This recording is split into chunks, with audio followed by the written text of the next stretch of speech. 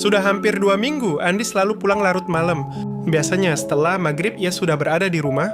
Namun akhir-akhir ini, jam 9 bahkan 10 malam baru terdengar suara motornya di depan rumah. Siti, istrinya, mulai merasa ada yang berubah. Mas akhir-akhir ini sering pulang malam ya? Tanya Siti suatu malam. Andi hanya tersenyum tipis. Ada pekerjaan tambahan?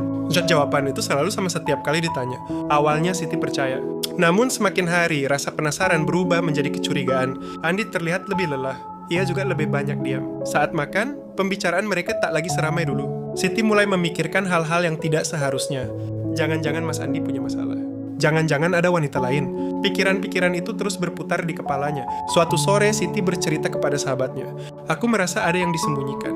Sahabatnya mencoba menenangkan. Jangan berpikir yang macam-macam dulu. Namun hati Siti tetap tidak tenang. Malam demi malam berlalu. Andi terus pulang larut. Suatu hari, saat membereskan pakaian suaminya, Siti menemukan tangan Andi yang penuh lecet. Kulitnya terlihat kasar, seperti habis bekerja berat. Mas kerja apa sebenarnya? Pikirnya. Ketika ditanya, Andi hanya menjawab singkat. Tak apa. Cuma capek sedikit. Jawaban itu justru membuat Siti semakin bingung. Sampai suatu malam, hujan turun sangat deras. Jam menunjukkan pukul 10 malam, Andi belum juga pulang. Siti mulai khawatir.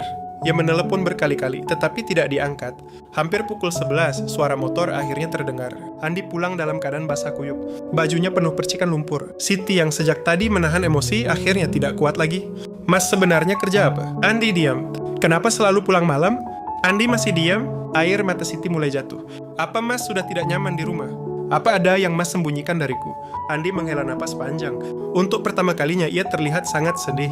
Ia masuk ke kamar, lalu mengambil sebuah map dari dalam tasnya. Map itu diserahkan kepada Siti.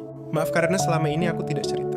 Dengan tangan gemetar, Siti membuka map tersebut. Di dalamnya terdapat beberapa lembar bukti transfer dan kwitansi pembayaran. Siti membaca satu persatu. Matanya mulai membesar. Ternyata itu adalah bukti pembayaran biaya kuliah adiknya yang selama ini kesulitan uang. Siti terdiam. Air matanya mengalir semakin deras. Mas, ini semua apa? Andi tersenyum. Aku tahu kamu sering menangis memikirkan adikmu. Aku dengar waktu kamu telepon ibumu bulan lalu. Siti menatap suaminya tanpa berkata apa-apa. Agus draseng gestolus terbebani.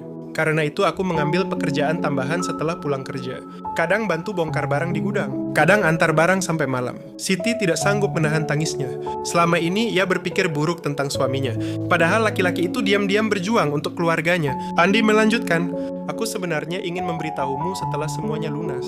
Tapi aku takut kamu melarangku karena kasihan melihat aku terlalu lelah. Siti menutup wajahnya. Ia merasa bersalah. Selama berhari-hari ia dipenuhi prasangka. Sementara suaminya bekerja hingga larut malam demi membantu keluarganya. Makasih Mas, ucapnya lirih.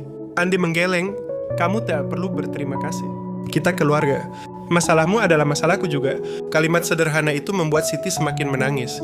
Malam itu mereka berbicara lama. Untuk pertama kalinya setelah berminggu-minggu, tidak ada lagi jarak di antara mereka. Siti menyadari satu hal penting. Tidak semua perjuangan itu harus diumumkan. Tidak semua pengorbanan harus diceritakan. Kadang ada orang yang memilih lelah dalam diam hanya agar orang yang dicintainya bisa tersenyum. Dan malam itu, Siti melihat kembali alasan mengapa ia memilih Andi sebagai pendamping hidupnya. Pesan moral, jangan terlalu cepat berprasangka kepada orang yang kita cintai. Bisa jadi mereka sedang berjuang dalam diam demi kebahagiaan kita.